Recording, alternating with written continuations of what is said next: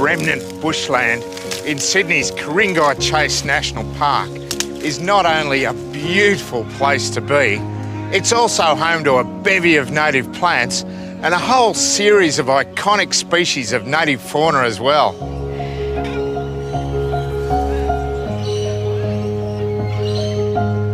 But the environment generally has suffered under the advance of urban sprawl, and habitats become fragmented, and that presents long-term problems for the survival of many species.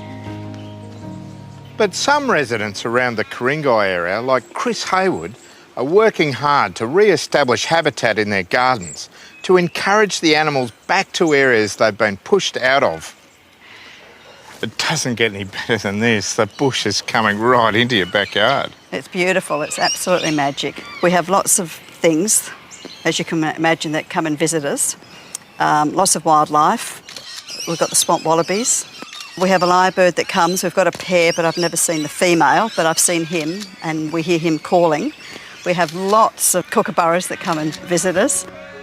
Chris and her family may have only been living here for 5 months, but in that time, she's been able to document many of the creatures that drop by for a visit. I found this group called Habitat Stepping Stones, which I joined, and part of the pledge is that you will put in native plants. Habitat Stepping Stones is a local education initiative that encourages local residents to add simple elements to their gardens in order to create valuable links between existing wildlife corridors. So out in the back we have the complete habitat, which is the remnant bushland, but in the front garden there are several elements missing. So Chris has been directed to fill in the understory. We've got big old remnant gum trees which are perfect habitat for all sorts of birds to live in and perch and look down into the garden. So what's missing now is down below. So Chris has planted this very fast growing wattle, and that'll get up to about 2 or 3 metres, and all those seeds are going to be fantastic for the birds that like to feed on that food source. She's also planted things like Banksia spinulosa, the hairpin Banksia, which has copious amounts of nectar for things like honey eaters and wattle birds.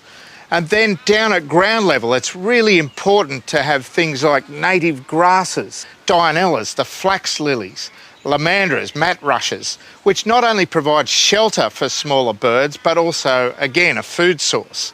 And that shelter is vital for things like the little wrens and finches that need protection from any predators that might be around.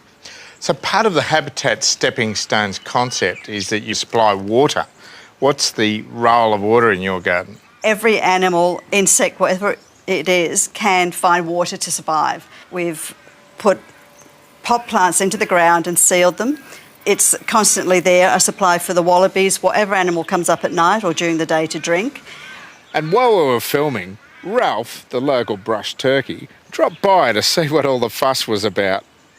He comes up in the mornings and in the afternoons and he just forages around. Go for the water, Ralph. So he'll go back down the yard now. Now I want to give you a tip about pruning grevilleas. You can see how they flower on the ends of the branches. Yeah. So the more branches you have, the more flowers, the more nectar for the birds. So when you put in new plantings like this one, if you just simply tip prune with your finger and thumb like that, you'll get 4 more branches there and 4 times as many flowers. Beautiful. Yeah, the birds will love that. That's wonderful. A trap for young players is that some of these grevilleas can cause skin allergies, so when you're pruning them, you rub up against them with your forearm, it can come up in quite a reaction. Yes, I've discovered that, and I find now that when I'm working with grevilleas, I wear long sleeves, gloves, I take an antihistamine, and there's no problem at all. So what would you say to other gardeners who might be thinking about creating a habitat like yours? It doesn't take a lot to do. Even if you've got a smaller garden, if you just provide them with a bird bath or some low drinking water and plant some native trees. Really, it's the little things that count.